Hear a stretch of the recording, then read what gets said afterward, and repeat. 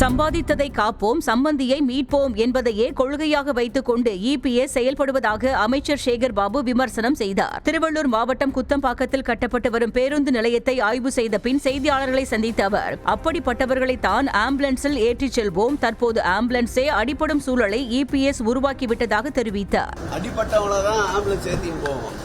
இன்னைக்கு ஆம்புலன்ஸே அடிபடுற ஒரு சூழ்நிலையை உருவாக்கியிருக்காரு இபிஎஸ். அவரோட தாக்கம் தோல்வி பயத்தை காட்டுது. போற இட பிரச்சாரத்தில் அவர் சேர்க்கிற கூட்டம் எந்த கூட்டம்ன்றது அவருக்கே தெரியும். ஒரு எழுச்சியும் ஒரு பலனும் இல்லை.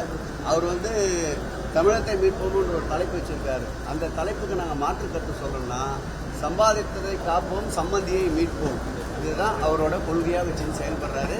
இனி இது போன்ற வன்முறை வெறியாட்டத்தில் ஈடுபடுவார். அதை சந்திக்க திமுகவும் அரசும் மாண்புமிகு தமிழக முதல்வரும் தமிழக காவல்துறையும் தயாராக இருக்கு.